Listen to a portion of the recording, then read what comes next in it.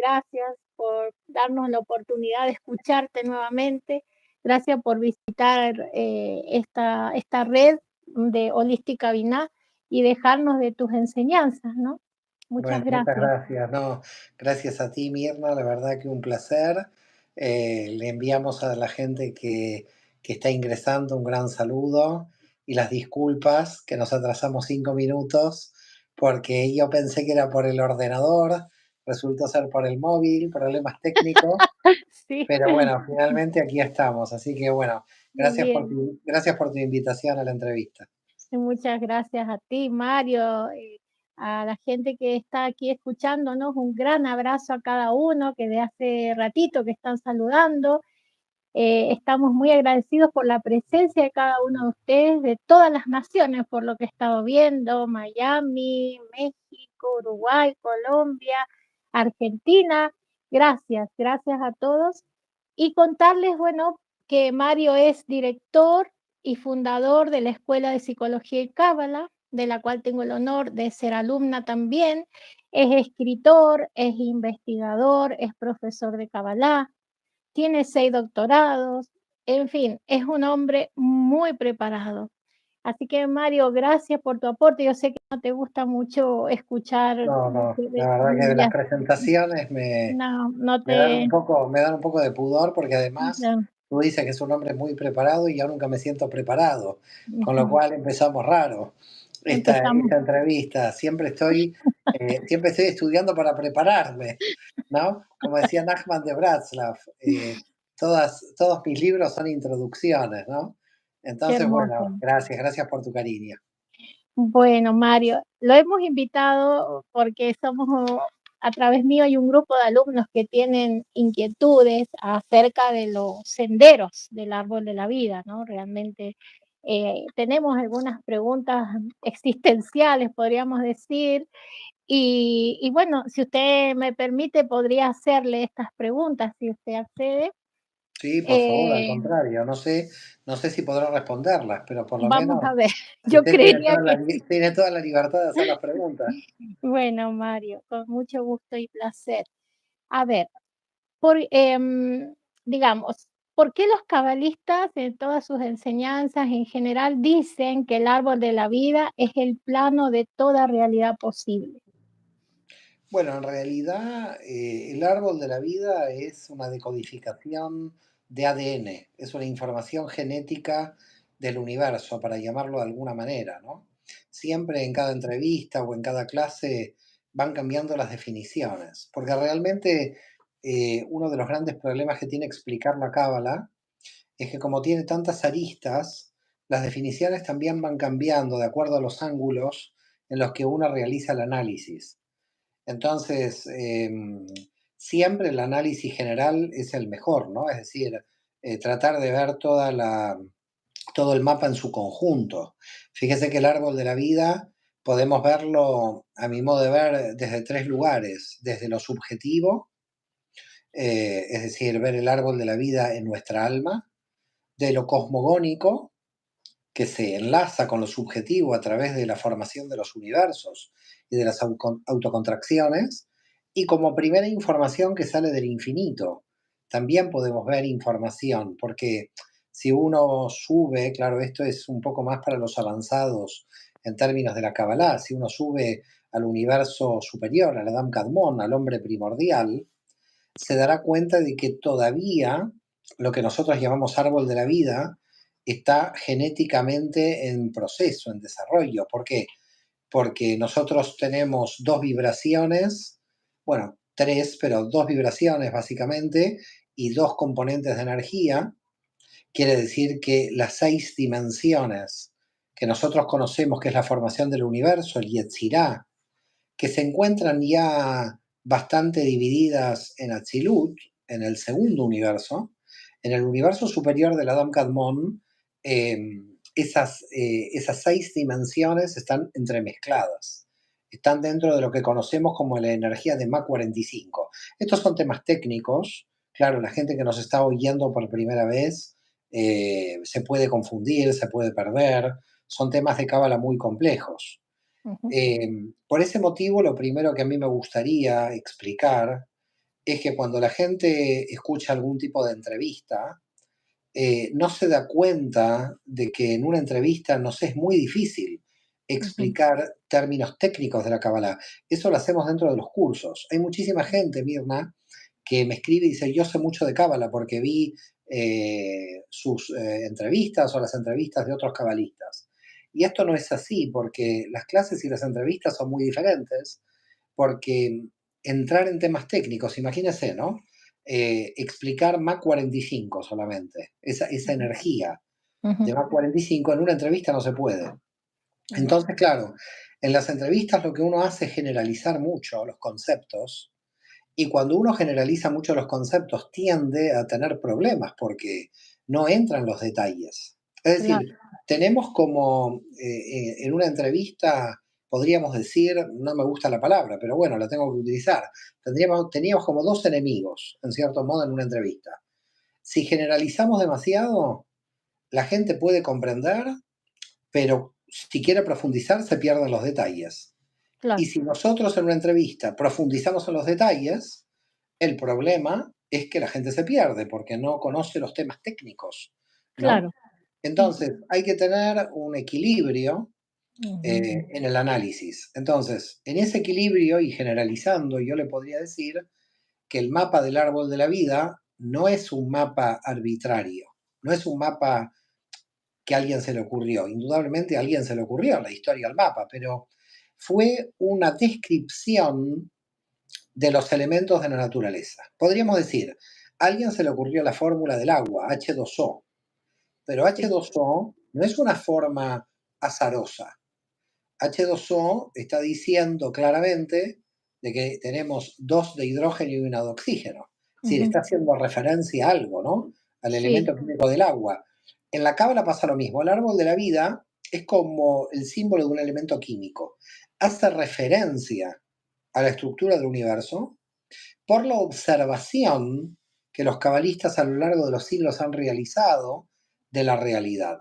Ujú, Entonces, el árbol de la vida se puede definir como la totalidad, digamos, de las dimensiones que existen en esta realidad, pero aclarando a todos los que nos están escuchando de que en el nivel superior del universo, en el Adam Kadmon, en el nivel más alto, donde las vibraciones se convierten en energías dentro del infinito, ujú. todavía no se pueden ver claramente las 6 dimensiones inferiores que, como decía, técnicamente corresponden a Mach 45. Es decir, el árbol de la vida es como el cuerpo humano que se va produciendo a medida de que la concepción va avanzando, ¿no? Es decir, en un momento el bebé todavía no tiene definidos los ojos, pero en un momento se le definen los ojos, en un momento se define el corazón, en un momento se define, y de repente se define el corazón y puede pasar como 2 meses hasta que se defina otro órgano. Ujú, Entonces, la definición completa de la realidad es el árbol de la vida, pero en su génesis, las 6 dimensiones inferiores no estaban totalmente definidas, estaban ujú, mezcladas, estaban unidas. Entonces, cuando nosotros explicamos el árbol de la vida, lo bueno es que tenemos una referencia general donde entran todas las particularidades en ese mapa general. ujú, Pero es un mapa muy potente porque está uniendo lo cosmogónico y lo psicológico.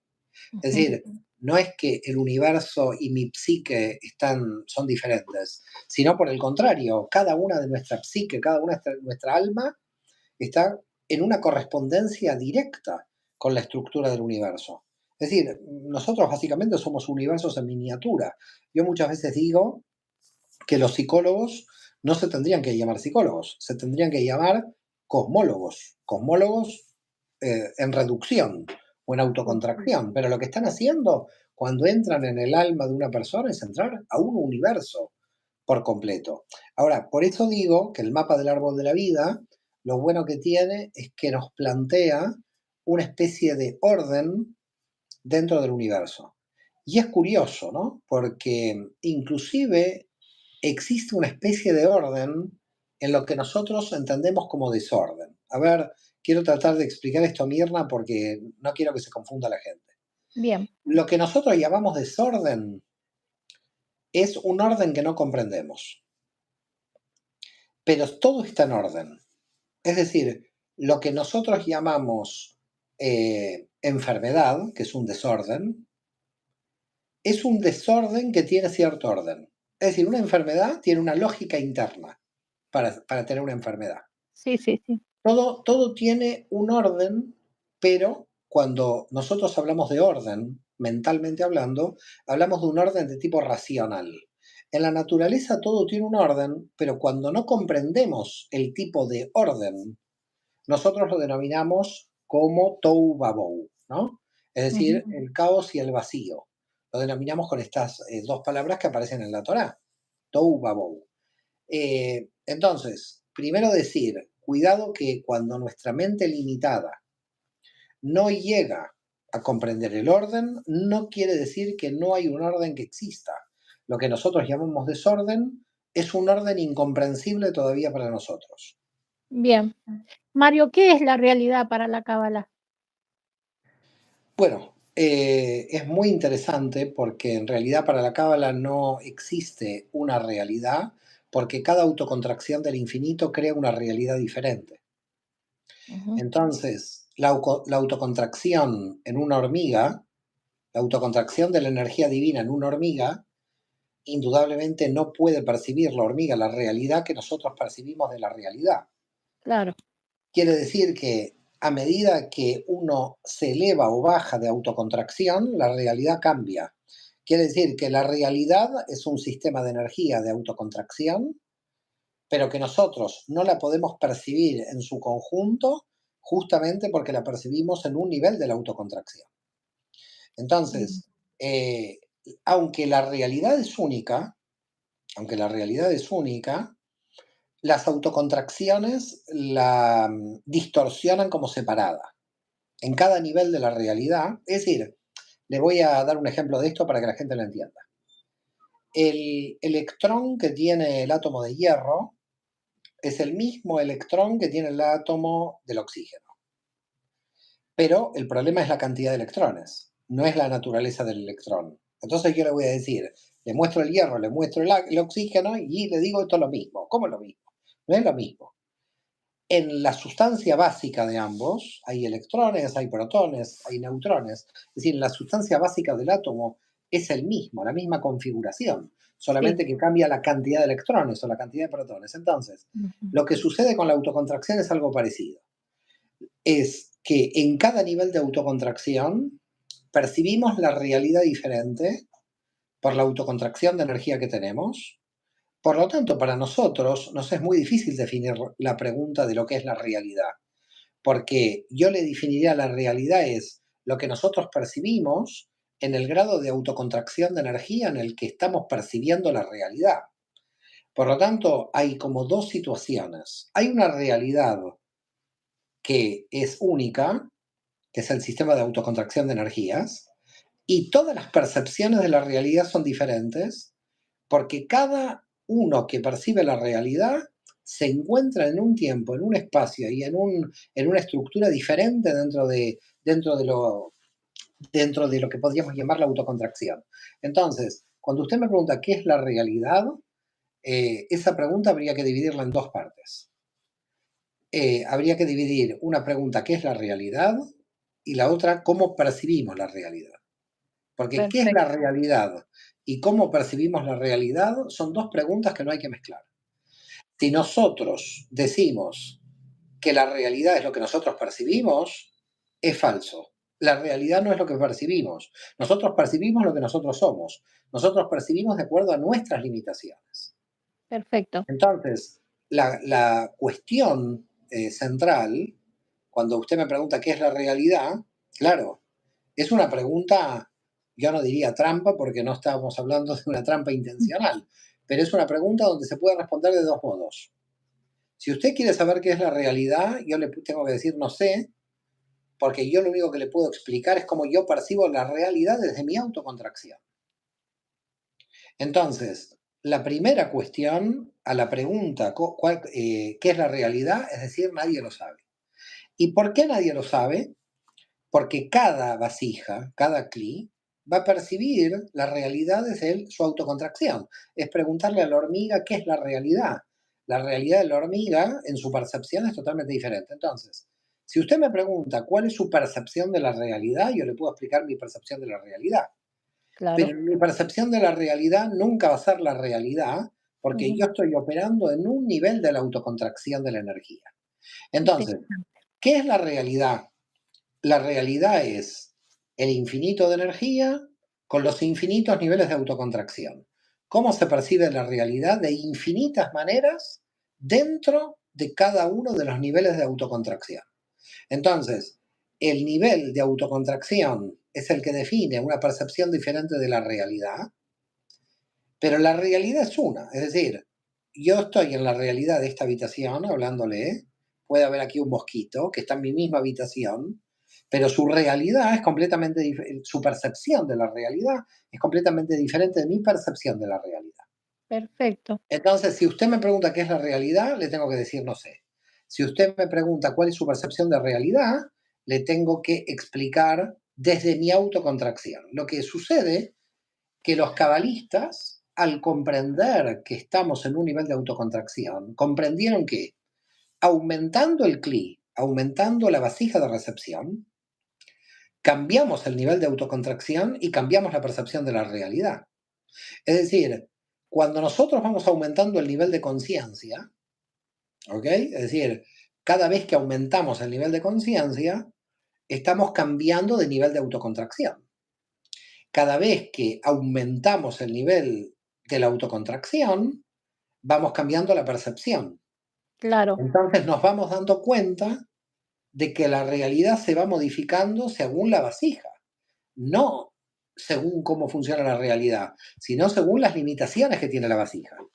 Perfecto. Mario, te escucho hablar atentamente y hablaste de las contracciones de energía y su relación con la percepción de la realidad. Los 22 senderos o 22 canales, ¿qué función cumplirían en esta alternativa que nos explica la Kabbalah de la contracción de la energía y la percepción de la realidad? Bueno, mira, yo investigué muchos años este tema. De hecho, tengo un libro que es DAT, que son las 44 energías dentro de los Ujú, 22 senderos. Los ujú, 22 senderos son los canales de unión entre las dimensiones. ujú, Y en estos canales de unión existe el flujo de información entre dimensiones, lo que nosotros llamamos la conciencia. Por lo ujú. tanto, es importantísimo el estudio de estos canales que se relacionan simbólicamente con las 22 letras hebreas, porque estos canales nos dan las pautas de qué tipo de energía van de una dimensión a otra. Es decir, lo que sucede en estos canales es que son flujos de información y yo te diría la clave, ¿no? Lo primero que podríamos considerar de este flujo de información es que siempre hay dinámica. Es decir, lo que nos muestran los canales es que nunca el sistema está estático, está en permanente en movimiento, en permanente dinámica. Entonces nunca podemos decir yo soy. Estamos siendo en forma permanente porque estamos en un flujo permanente de energía. Ujú, Entonces, fíjate el problema que nos encontramos con la percepción. Si percibimos la realidad de manera estática, sin el flujo de los canales, podemos decir yo estoy aquí. Cuando decimos yo estoy aquí, yo ya, desde el punto de vista de la Kabbalah, sabemos que esto es un error. Porque en el momento en que nuestra mente dice yo estoy aquí, yo ya no estoy aquí. claro, Porque se desplazó la información. Es decir, que en el momento en que digo yo estoy aquí, estoy mintiendo, no estoy aquí. Es lo mismo decir yo estoy aquí en esta habitación, pero en esta habitación se está moviendo con la Tierra, con lo cual yo nunca estoy aquí. Si la Tierra se mueve, siempre estoy en otro lado, claro. aunque yo creo que estoy en esta habitación. Por lo Sí, sí. tanto, hasta en términos de la física real del universo, nunca estamos en el mismo lugar. Cada hora y cada día que tú entras a tu casa, entras a otro lugar del universo. Porque la Tierra se mueve, porque el Sol se mueve, porque la galaxia se mueve. Quiere decir que, claro, desde el punto de vista racional parece que siempre estás al mismo lugar, porque entras a tu casa, pero con el movimiento de los astros que hay en el universo, siempre entras a otro lugar. No estamos nunca en el mismo lugar del universo. Dicho esto, si el universo se mueve, Las energías del alma también se mueven, porque se mueven al compás del universo. Hay una dinámica. Si nosotros no aprendemos a fluir dentro de esta dinámica, si nosotros no entendemos la dinámica de ese movimiento, lo que nosotros llamamos conocimiento no es conocimiento, porque el conocimiento es dinámico. Ahora, alguien podría decir, bueno, ¿cómo realmente, a ver, a nivel práctico, en estos 22 canales, cómo se impulsa la sangre en estos 22 canales? ¿Cómo se impulsa la información? La información se impulsa a través de las preguntas, porque nunca se impulsa nada a través de las respuestas. Las respuestas en realidad son bloqueos a la información. Son como anclas que pueden bloquear. Entonces, cuando nosotros queremos crear un canal dentro de la realidad, cuando nosotros queremos o dinamizar energía dentro de un canal, hacer que el canal sea dinámico, la dinámica del canal nos obliga a nosotros permanentemente no sentir que estamos en una posición. Por lo tanto, yo te diría que los 22 canales son flujos dinámicos de energía entre las 10 dimensiones, que nosotros los estudiamos porque en sí también son energías. Por eso los grandes cabalistas hablan de 32 tipos de energías. Las energías de las 10 dimensiones y las energías de los 10 canales. La diferencia entre dimensiones y canales es que las dimensiones, si no tienen canales, podrían desequilibrarse mucho. Los canales tienen como objetivo unir las dimensiones. Por lo tanto, como tienen como objetivo unir las dimensiones, cada vez que nosotros estamos uniendo, estamos haciendo un buen trabajo de conciencia. En definitiva, conciencia en la cábala es la unión y Satán es la división maligna. Lo Mario, único que se opone al Satán es la unión. perdón, Mario, ¿pueden haber personas que nacemos con la mitad de los canales que tenemos o No, tenemos todos abiertos a disponibilidad de la conciencia? todos los canales están en el sistema. Ujú, Podemos nacer con problemas en algunos canales y en otros no. ujú, Pero todos tenemos la misma estructura, es decir, todos tenemos Gesed, todos tenemos Geburah, todos tenemos las 10 dimensiones y los 22 canales. Lo que pasa es que no todos los tenemos con el mismo nivel de potencia y no todos tenemos que hacer el mismo tikkun, la misma rectificación. ujú, Entonces, tú tienes los mismos canales que yo y todo el mundo tiene los mismos canales. Ahora, el problema es que la rectificación, nuestro desafío, es qué canal puede estar bloqueado, puede ujú, estar roto, puede estar debilitado.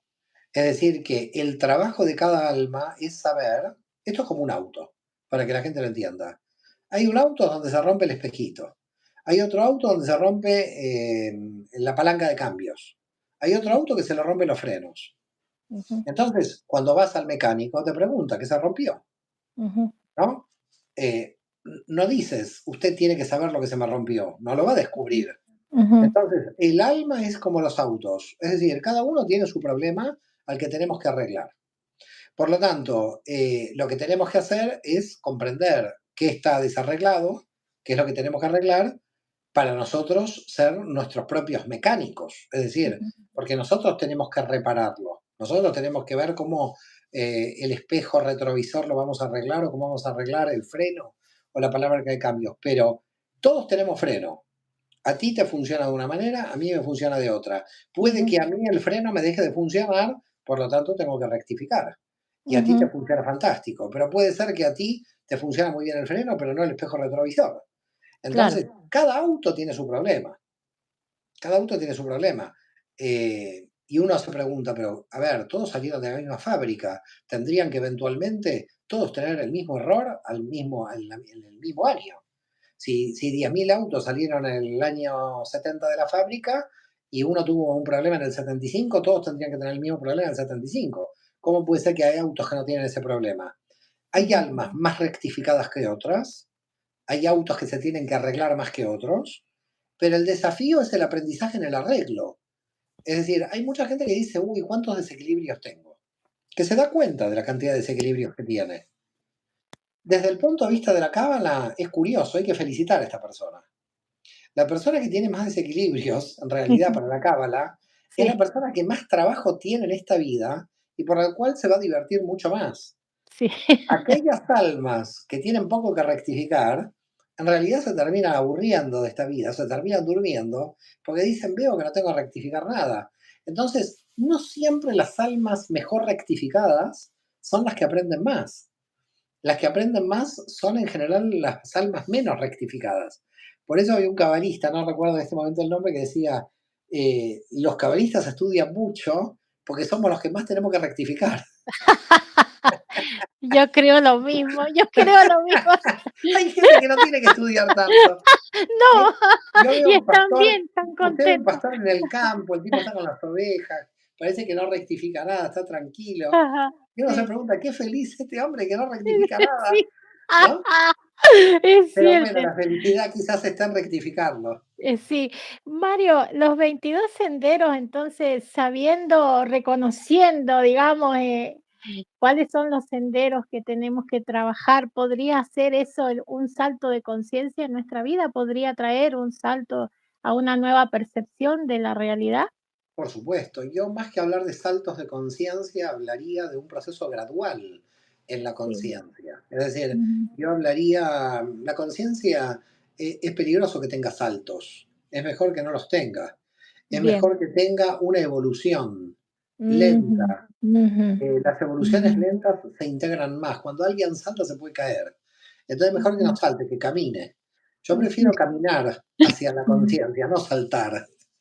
Pero bueno, si usted quiere saltar, puede saltar, Mirna, yo no quiero dejar que usted salte, No. pero yo prefiero caminar hacia la conciencia, no saltar. Pero yo pregunto, digamos, uno siente que está corrigiendo algo, del árbol, ¿no? Cuando llegó un conocimiento, un recuerdo de nuestro origen o con una experiencia, ¿cómo es? ¿Cómo uno se da cuenta que ya está corrigiendo algún sendero? Mire, hay una autosatisfacción interna que es el reconocimiento del propio mérito, ¿ok? Es decir, el reconocimiento del propio mérito es muy importante. La gente lamentablemente lo asocia al ego. Cuando nosotros en la Cábala decimos hay que reconocerse el mérito, Sí. porque cuando uno se reconoce el mérito, se dice, bueno, parece que lo estoy haciendo bien. Algo, alguien Ujú, se tiene que premiar.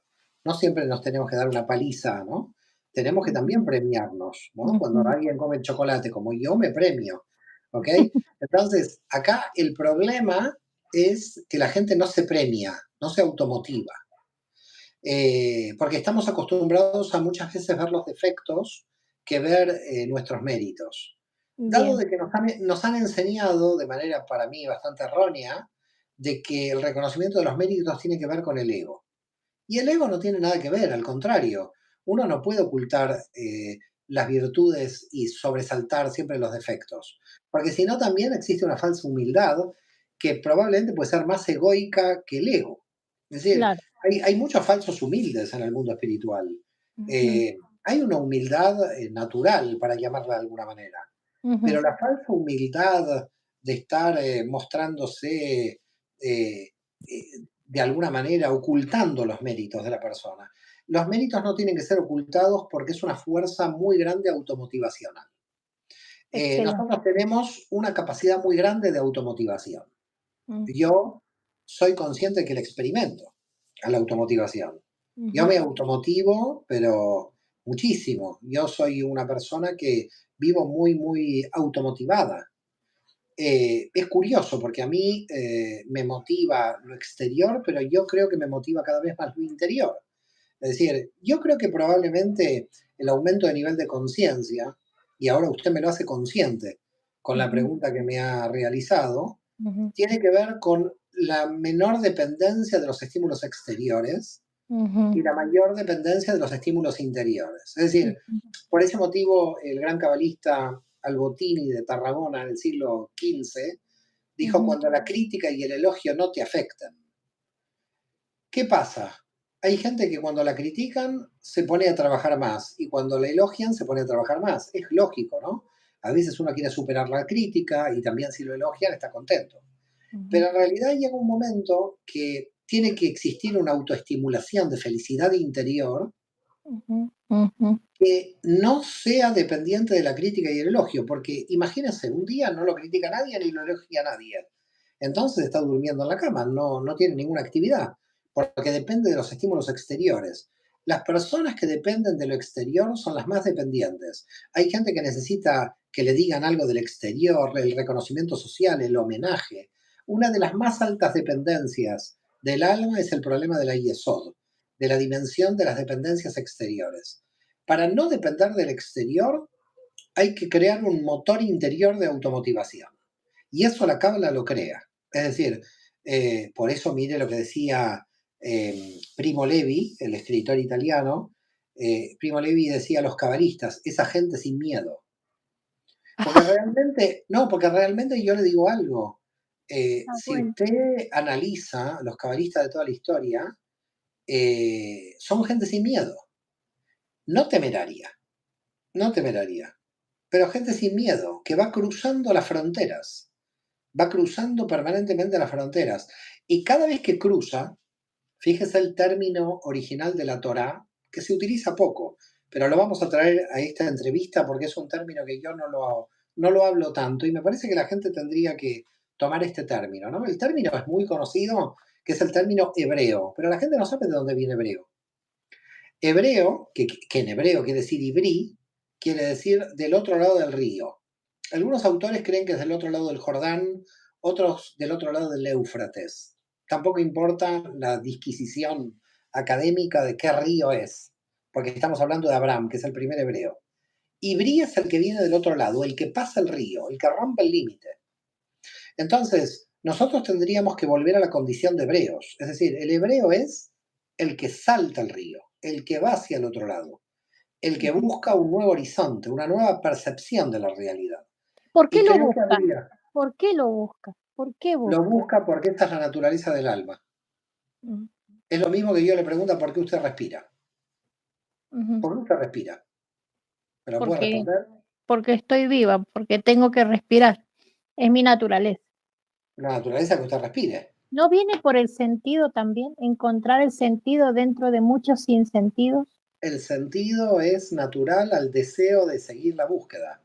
El sentido está en la búsqueda misma. Por lo Mm, tanto, el deseo está dentro de la propia naturaleza del alma. No es un mm, tema mental de uno que va a poder buscar a nivel mental el sentido de la búsqueda del sentido. No es un tema mental. no. Es un Ujú, tema natural a la naturaleza del alma. ujú, El alma, por su naturaleza, desea saltar los límites. Es decir, cuando estamos diciendo saltar los límites es expandirse. ¿Ok? Es decir, la conciencia en su propia naturaleza quiere más conciencia. Usted termina el libro y lo que quiere es leerse otro libro. Y usted se pregunta, pero escuche, me cansé, ya leí 3 libros, ¿por qué quiero leer un cuarto? Porque usted no puede parar, es su propia naturaleza. La propia ujú, naturaleza es que usted siga indagando y siga preguntando y siga creciendo. ¿Por qué motivo? Porque el alma tiene un deseo natural de la estructura de la formación de la realidad. Es decir, es lo mismo que yo me levante a la mañana y diga, ¿por qué motivo existe la ley de la gravedad? Y bueno, existe la ley de la gravedad porque existe, yo no puedo hacer nada. Yo tengo que adaptarme a la ley de la gravedad. Entonces, no es que existe la ley, por supuesto sabemos que es por la masa que existe la ley de la gravedad, pero digamos, no es una cuestión mental la ley de la gravedad. La ujú, cuestión es que existe dentro de la naturaleza. ujú. Entonces, el deseo es el fundamento del universo, existe en la naturaleza.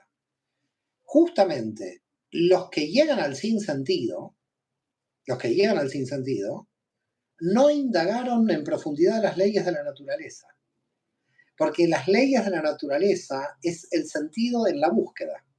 Por lo tanto, tenemos que buscar porque estamos predeterminados a buscar. Es decir, usted está predeterminada a respirar. Está bien, puede dejar de respirar, pero es una decisión mental si quiere dejar de respirar. Pero Ujú. no es natural, porque por naturaleza su cuerpo va a querer seguir respirando. Entonces, Sí, usted puede tener una decisión mental de dejar de respirar y por lo tanto suicidarse. Esa es una sí, sí, decisión mental. Pero sí. en la naturaleza va a decir que usted va a dejar de respirar cuando la naturaleza diga que va a dejar de respirar, no cuando usted mentalmente en el suicidio diga que tiene que dejar de respirar. Por lo tanto, hay unas leyes naturales que nos componen y la ley natural básica, hay 2 leyes básicas. Una es el deseo y la otra es la oscilación, porque deseo recibir y dar. Entonces, son 2 leyes básicas que yo no puedo. Es decir, Imaginen que yo le digo, usted respire, pero ahora no exhale. Usted tiene que exhalar en algún momento, porque fíjese que la respiración es oscilatoria. Entonces, no le puedo decir, primero, que no respire, porque si no respira se muere, y segundo, no le puedo decir que la respiración es solamente inspirar, también tiene que exhalar. Quiere decir que es oscilatoria. Entonces, los cabalistas dijeron, miren, aquí hay una serie de leyes con las cuales Sí. Dios creó el universo. El universo está creado así. No Ujú. nos gusta que el universo esté creado así, problema nuestro, pero el universo está creado así. Entonces, hay gente que dice, yo no le encuentro sentido a mi vida. Eso no es natural, porque si busca, ya lo encontró. Es la propia búsqueda. El deseo es el deseo de buscar. Entonces hay mucha gente que dice, mire, yo en la búsqueda no encuentro nada, pero es que no tiene que encontrar nada. En la búsqueda es seguir buscando. Es decir, ¿cuál es el resultado de respirar? Que usted está viviendo, no tiene un resultado, no le dan 100 euros porque usted respire. Usted está respirando y no tiene un resultado porque está respirando. El resultado es un proceso donde usted está viviendo. El proceso de estudiar, el proceso de meditar, el proceso de vivir, el proceso de utilizar todas las herramientas dimensionales para crecer, es un proceso que es natural. La mente empieza a pensar y a veces piensa contra la naturaleza. Ujú. Es decir, nuestra mente a veces piensa contra la naturaleza. ¿Por qué piensa contra la naturaleza? Porque está pensando mal. Ujú. Es decir, fíjese en el texto de la Torá dónde se creó el desequilibrio más grande. El desequilibrio más grande fue la serpiente con Eva. Ahora fíjese, Eva es el símbolo de la mente racional, de la Binah. La pregunta es, ¿por qué la serpiente no fue, o el serpiente no fue Adán, y no lo desequilibró primero Adán? ¿Por qué fue Eva? Porque Eva, desde lo racional, cayó en la trampa. Es decir, la razón entró en bucle y cae como en la trampa. Entonces, cuando la razón piensa en el vacío, lo ve como un sinsentido. Pero cuando realmente el alma empieza a buscar, empieza a encontrar el sentido de la vida en la experiencia. Entonces, Mientras busca. Ujú. pero mientras busca, ya está viviendo la experiencia. Por lo tanto, aquí la cuestión es, viva la experiencia, por eso dice Eulafia, observa antes de pensar. ¿Por qué motivo? Porque en realidad cuando usted está observando, está viviendo, está experimentando, luego eso lo tiene que encajar en un orden de estudio, pero no un estudio para bloquearse per se. Esto no tiene sentido, ¿no? Como un dogma de la fe. Esto no tiene sentido, lo bloqueo. Ujú. No, no, es la mente la que está no comprendiendo el proceso, porque la mente actúa por resultados.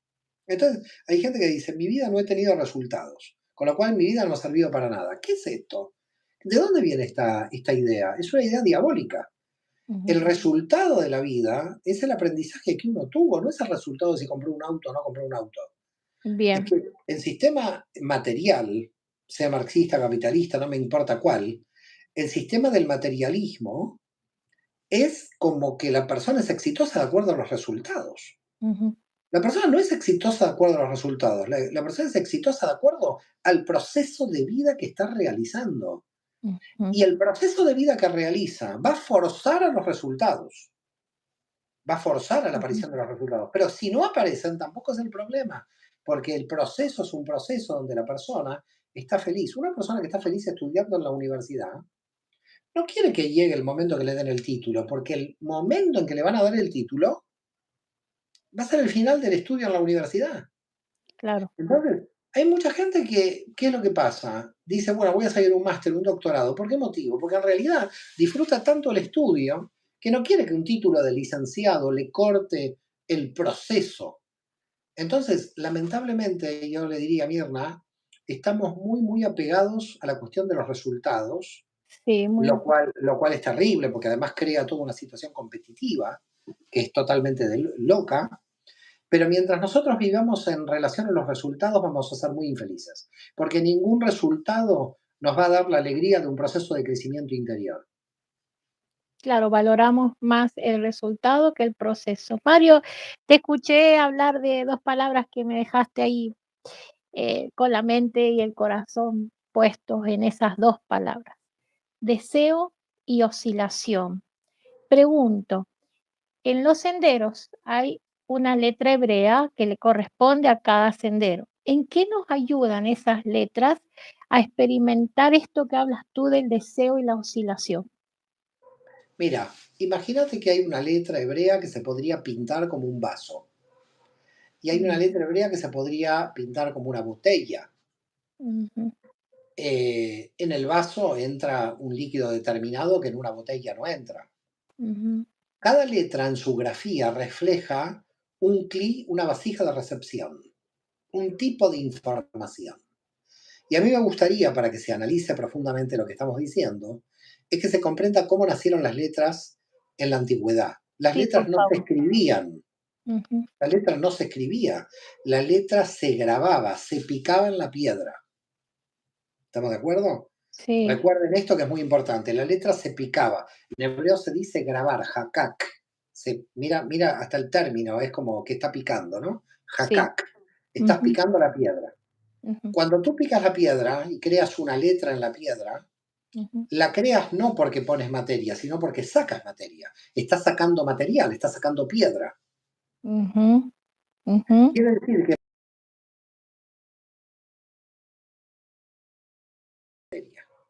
ujú. Interesante. para Ujú, poder transmitir información, porque la información se va a posicionar en la vasija de esa letra. Esa letra la vas a nombrar de acuerdo a la forma que tiene en el grabado de la piedra. ujú, Entonces, la Lamed no va a ser la misma que la Pei, ujú, simplemente porque su grafía, su ahuecamiento es diferente.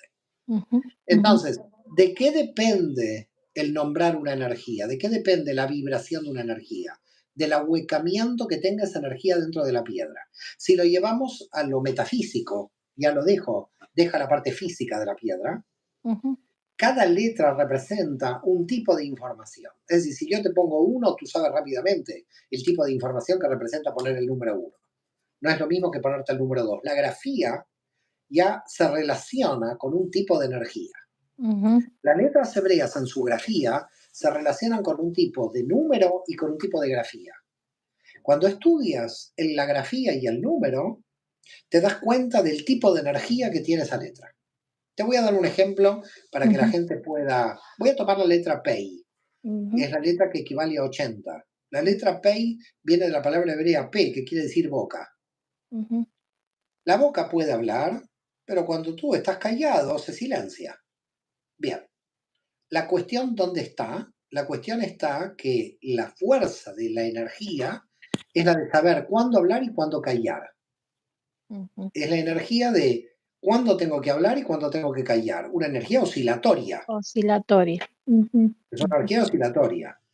Entonces, la PEI 80 es cuándo estoy hablando y cuándo entro a estar en silencio. Cuando entro a estar en silencio tiene que coincidir el contexto del silencio donde yo tengo que estar en silencio. No puedo ir ujú. en una meditación a hablar o en una clase meditar, porque si en la clase medito, dejo de dar la clase. Claro. Así que Ujú, tengo que saber oscilar bien. Tengo que saber cuándo voy a hablar y cuándo voy a callar, cuándo voy a estar en silencio y cuándo no. Entonces, la letra Pei lo que me está marcando es el control de la boca. Pero por otra parte, la letra Pei, que P es boca, la grafía de la Pei se relaciona con la oreja, porque es el saber escuchar. Y claro, para saber escuchar tengo que dejar de hablar. Entonces, en la letra Pei también encuentras en la letra la forma de oreja, pero al mismo tiempo representa la parte dialógica, para llamarlo de alguna manera. Tenés el habla y tenés el oído. Entonces, claro, cuando te das cuenta de cómo funciona esa letra, dices, ah, este es un tipo de energía que tengo que controlar. Hay mucha gente, por ejemplo, que en una reunión de amigos habla. ¿Eh? Yo recuerdo una persona que durante casi 7 horas estábamos en una reunión y todos los demás no podíamos hablar, porque prácticamente la persona era autorreferencial y hablaba sin parar. Y no se daba cuenta, no tenía conciencia. Entonces, ¿en qué situación te pone la letra PEI? Te pone en situación de cuándo saber escuchar, cuándo saber hablar, cuándo estar en silencio y cuándo no estar en silencio. Y ese es un grado de conciencia. poderoso. Buenísimo. Ahora, El recorrido de esos canales, Mario, se puede hacer hacia arriba del árbol como hacia abajo. ¿De qué depende que vayamos hacia arriba o hacia abajo? ¿Depende de la fecha de nacimiento? ¿Tiene algo que No, ver la fecha de nacimiento? no, aunque hay análisis que relacionan el árbol de la vida con lo astrológico, es Ujú, decir, la escuela de Villarrubia, de ahí surgieron algunos maestros que hacen como una carta natal del árbol de la vida. A mí me gusta analizar el árbol de la vida más bien desde el punto de vista psicológico que del astrológico. Es mi inclinación. No estoy diciendo que el astrológico no sea válido, ¿eh? ¿cómo Estoy sería el diciendo, psicológico? ¿Cómo sería? Ujú, el psicológico es un tema donde tú tienes que hacer una serie de preguntas a la persona de acuerdo a qué tipo de energía tiene, ujú, ¿eh? Vas haciendo una serie de preguntas, relación con la madre, relación con el padre, cómo opera con los límites, si puede poner límites, si tiene ataques de ira, si tiene celos, si tiene envidia. Vas buscando las clipot, es decir, también vas buscando lo que se llaman desequilibrios energéticos en el árbol. ujú, ujú, Porque el desequilibrio energético en el árbol tiene que de alguna manera, tenemos que arreglarlo con lo virtuoso que tenemos en otras dimensiones. Es decir, ujú, si yo ujú, tengo dos dimensiones desequilibradas y ocho buenas, o que están bastante equilibradas, yo tengo que ver cómo utilizo esas ocho al servicio de arreglar esas dos. ujú, Entonces, lo que se hace es que en cada caso, claro, opera de manera diferente, porque hay gente que tiene siete dimensiones desequilibradas y tres medianamente equilibradas. Hay ujú, algunas dimensiones más importantes que otras porque un desequilibrio en una dimensión puede provocar, por los flujos de canales, mucho más desequilibrio que en otra. Por ejemplo, en la dimensión de Tiferet, que es la dimensión del yo interior, la Tiferet es una dimensión que tiene ocho canales, que es la dimensión que más canales tiene en conexión con todas las demás dimensiones. Si tú vas, no sé, por ejemplo, a la dimensión, tomas cualquier dimensión, siempre tiene menos ¿eh? que estas ocho. Entonces, ¿qué pasa en la Tiferet? Bueno, si tienes baja autoestima, que sería un desequilibrio en la Tiferet, eso es un problema general del árbol. Es como que tienes todas las dimensiones desequilibradas. Porque la baja autoestima lo que hace es no saber poner límites, dar demasiado más a los demás, que cuando la persona se siente con baja autoestima llama al ego para que lo venga a ayudar, entonces la persona tiene ataques de soberbia, le gusta el poder, porque como tiene baja autoestima quiere tener poder. Recuerda que a Napoleón la señora Josefina en París lo denostaba y el tipo se conquistaba Europa en compensación. Así que hay mucha gente muy poderosa políticamente que tiene problemas de autoestima gravísimos. Por lo tanto, yo creo que para terminar las guerras en el mundo habría que pasar a todos los políticos por un sistema de análisis de su autoestima. Yo creo que muchas veces yo he dicho que si alguien quiere terminar las guerras a nivel mundial, habría que pasar a todos los políticos y tratar de analizar el nivel de autoestima que tienen. Y en general, cuando nos mandan a una guerra, nos envían a una guerra que tiene un grado de autoestima muy bajo. Las grandes personalidades que iniciaron guerras han tenido siempre autoestimas muy bajas, son grandes desequilibrados. Hitler tuvo palizas por parte del padre que lo dejaba a la intemperie y al frío durante días con 8 años. ujú, Stalin, el abuelo, lo maltrataba, era un alcohólico que le daba unas ujú, palizas ujú. brutales. Claro, si tienes entornos totalmente desequilibrados, luego ese desequilibrio lo vas a proyectar hacia el exterior. Entonces, la Tiferet para mí es una de las dimensiones donde más hay que trabajar, por ejemplo, la autoestima, para tener autoestima correcta.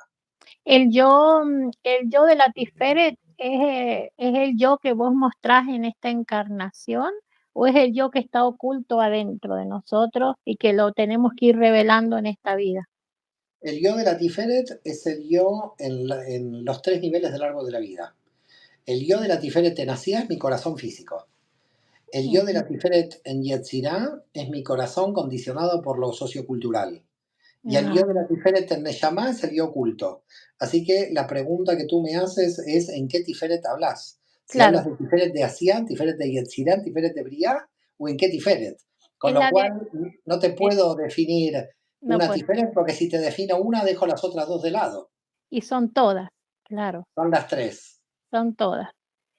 Bueno, ¿en qué momento del recorrido del árbol podríamos encontrar, lo que hablábamos hace un ratito, el sentido de la vida? ¿Se puede derrotar el sinsentido en nosotros? Yo creo que en realidad no hay que derrotar nada, porque lo que se tiene que comprender es el sentido del sinsentido. Porque el sinsentido también tiene sentido. Cuando una persona siente el sinsentido, también sabemos por qué lo siente. Alguien que siente el sinsentido es que está analizando el vacío desde la mente. Ujú, Quiere decir que al sinsentido no hay que derrotarlo, solamente hay que cambiar la percepción del vacío. Al mal no hay que derrotarlo, hay que transmutarlo. ujú. Es decir, lo que hay que hacer, estamos hablando del mal interior, claro, si alguien me viene a atacar es diferente, no hablo del mal exterior, ¿no? Pero cuando estoy hablando del mal interior, estoy hablando de un tipo de desequilibrio que con el cambio de percepción yo lo termino. Entonces, lo que tengo que hacer es transmutar. El problema de la gente que llega a la conclusión de que la vida es un absurdo y no tiene sentido, bueno, voy a dar si quieres una sorpresa. A ¿Quieres una ver. sorpresa? Sí, sí. Es una sorpresa solo para esta entrevista. Bien. A ver. Pero para que esta sorpresa se cumpla, Dios me tiene que dar vida, por lo menos 2 años, porque si no me da vida 2 años, esta sorpresa no se va a cumplir. Bueno. Yo A estoy trabajando muy seriamente en una nueva tesis doctoral, para no aburrirme, ay, Dios. en literatura, donde analizo los escritos de Emile Cioran, que fue un escritor francés, que es prácticamente el campeón del absurdo, del sinsentido.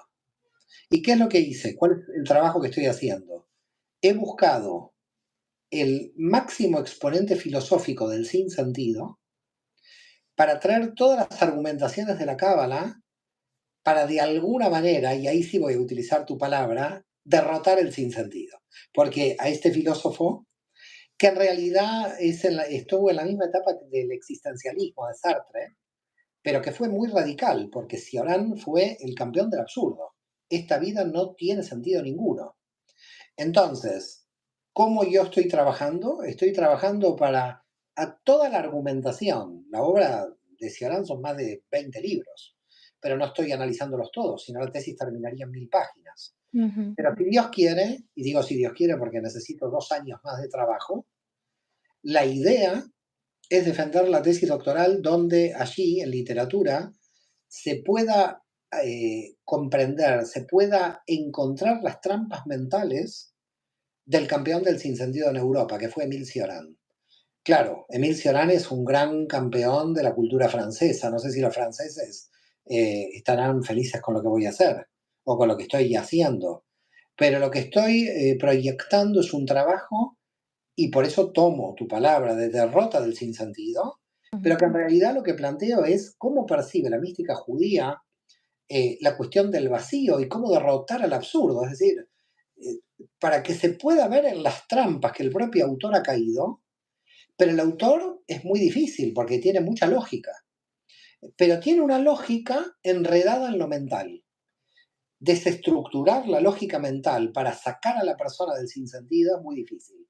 Por eso me he propuesto este trabajo, porque yo creo que tiene que ser un trabajo muy práctico, en el sentido de que tenemos que demostrar de que por la naturaleza existe un sentido. Hay una diferencia entre el sentido de la logoterapia de Viktor Frankl con respecto al sentido de la cábala, porque el sentido de la logoterapia es la construcción, ¿no? De un sentido, de una vida que es absurda, ¿ok?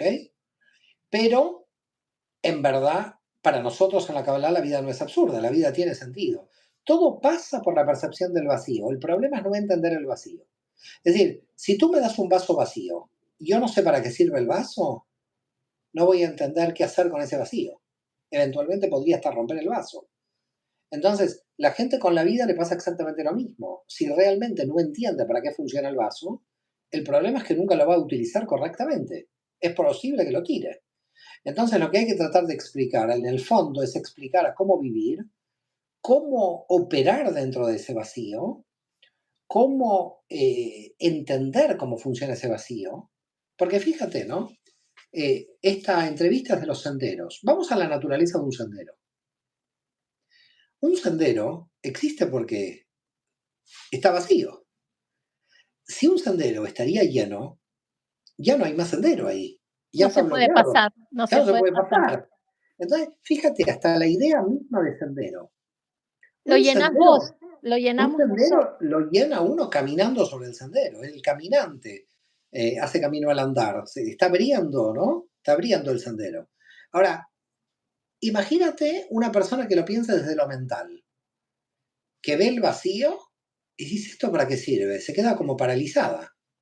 Hay gente como paralizada, porque el vacío de repente la hace recordar que ahí, como no puede, como no camina y no ve ningún resultado y no entiende qué está pasando ahí, fíjate, ¿no? Nosotros físicamente nacemos del útero de la madre en general. Ahora la ciencia avanzó, ahora no sé de dónde nacemos, pero hasta hace pocos años todos nacíamos Sí, del útero de la madre. ¿Okay? sí. Eh, ¿Qué es el útero? ¿No es un vacío? Nosotros venimos del vacío. Nosotros, para desarrollarnos dentro de la panza de nuestra madre, nos tuvimos que desarrollar dentro del vacío de la panza de nuestra madre. Entonces la gente dice, me siento vacía. Claro que se siente vacía, menos mal, porque si se siente vacía puede comer, porque si no, no podría comer. Si se siente llena, no come. Me siento vacía de aire, gracias, menos mal, puedo respirar. Porque imagínate, es decir, todos los vacíos tienen una función en la realidad biológica. Qué poderoso esto, ¿no? Que el vacío es toda la potencial de una posible creación, es todo el potencial de algo que puedo crear. A Cuando ver, hay cuando hay vacío, tengo ese potencial. si una madre está embarazada, ¿puede quedarse otra vez embarazada con un embarazo? Y no, hay que vaciar y volver a empezar. La Ujú. única forma de tener otro hijo, a ver, quiero tener otro hijo, la madre está embarazada de 5 meses. Puede tener otro hijo, a no ser que tenga gemelos o mellizos, se tiene que vaciar. Entonces nosotros cuando nacemos es el día de vaciamiento de la madre. ¿Y por qué se vacía la madre? Porque ahora vuelve el potencial otra vez del vacío que tiene un sentido. Cada vez que se crea algo, se crea porque hay un espacio vacío. Una persona puede hacer crecer a su hijo si le da espacio. Hay hijos que le dicen a los padres, no me das espacio. ¿Por qué? Porque creen que tienen que llenar todo el espacio. No se puede llenar el espacio. Es decir, alguien para crecer le tienes que dejar espacio vacío. Entonces, cuando Sí. empiezas a reflexionar la importancia del vacío y cambias la percepción, y alguien viene y me dice, me siento tan vacío, ¿cómo viene tan triste de me siento tan vacío? Yo digo, sueño con estar vaciado. Yo termino un libro, termino una tesis, quiero vaciarme. Miraría Kaplan decía, la vida, la inteligencia, opera no acumulando, sino vaciándose. A mí me pasa que cuando yo termino un libro, por supuesto me acuerdo de lo que escribí, pero quedo muy en blanco para empezar nuevamente otra investigación. No, pero lo digo en serio, quedo muy en blanco, porque hago un trabajo de vaciamiento. Hago un trabajo de vaciamiento. Me pasó con el libro de Maimónides en el 2008, que dejé de leer Maimónides durante 15 años más o menos. Ahora lo empecé a leer otra vez, porque me había como agotado, había estado lleno de Maimónides, ¿no? Me pasó lo Claro. mismo para el judaísmo de Jesús. Cuando terminé el judaísmo de Jesús estaba lleno del pensamiento de Jesús y me tenía que vaciar. Después me pasó con San Pablo, me llené. Es decir, yo lo que hago es después tener que vaciarme de las ideas de los demás, porque si no tengo un propio vacío no puedo crecer. Y la gente ve el vacío con tristeza porque no lo percibe correctamente. Mario, pero si Dios, para poder crear, todo este universo, tuvo que contraerse, hacer un espacio, digamos, para que El propio claro, Dios infinito. entonces, claro, entonces nosotros, viendo lo que Él hizo, podríamos hacer lo mismo y cambiar No, esa percepción, nosotros vamos al revés de lo que hizo Dios. Nosotros queremos empacharnos, nosotros queremos llenarnos, y llenarnos. este es el problema del ego. El Deseo ego para nunca se- nosotros mismos, claro, todo el tiempo. el ego malo es Ujú. recibir para retener. Para retener, claro, El ego malo apropiarse, es ¿no? recibir para retener. Ujú, Está muy bien recibir, sí. pero uno recibe para dar, no para retener. Eso, Si Dios bien, recibía para retener, el universo no se crea nunca, porque va a decir, ¿para qué lo tengo vacío? Si yo estoy lleno de mí mismo. En realidad, el infinito se exilia de sí mismo para crear el universo. Es decir, el infinito no tiene ego. Si el infinito tuviera ego, este universo no se crea, No se crea, porque él quiso compartir.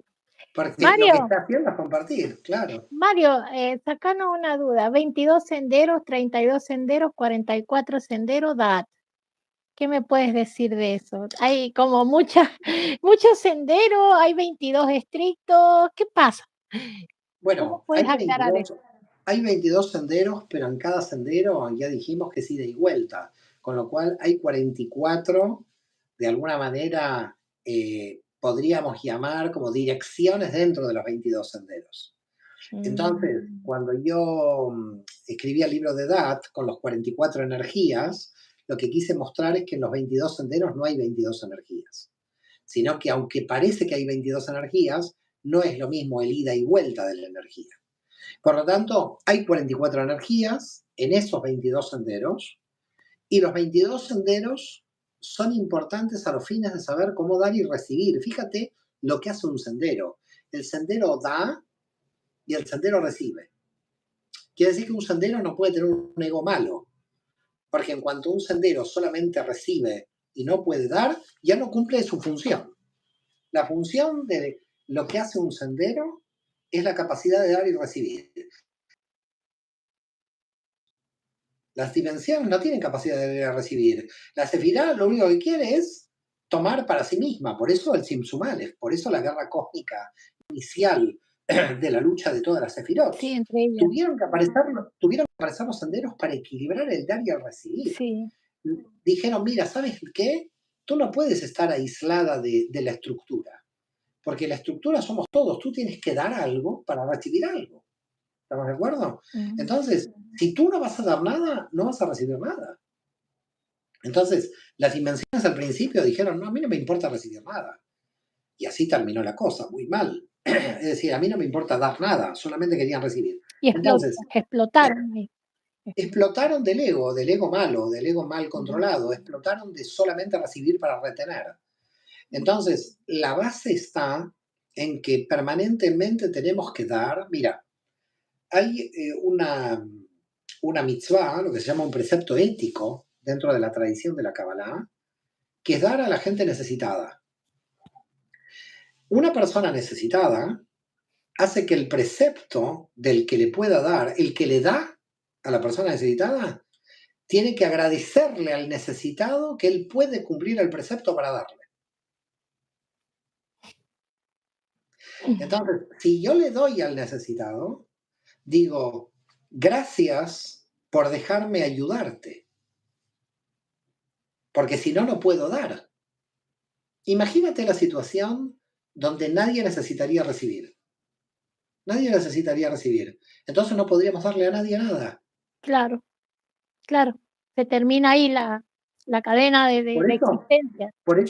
por eso tenemos el dar y el recibir de lo invisible, la amistad, el amor. Son dar y recibir en lo invisible, donde no opera ya la materia, donde opera el alma en sí misma, ¿no? Es decir, el interior del alma. Y siempre estamos necesitados de recibir y siempre estamos necesitados de dar. ¿Por qué? Porque volvemos a la naturaleza del alma y del universo. Y no podemos escapar de la naturaleza de lo que somos.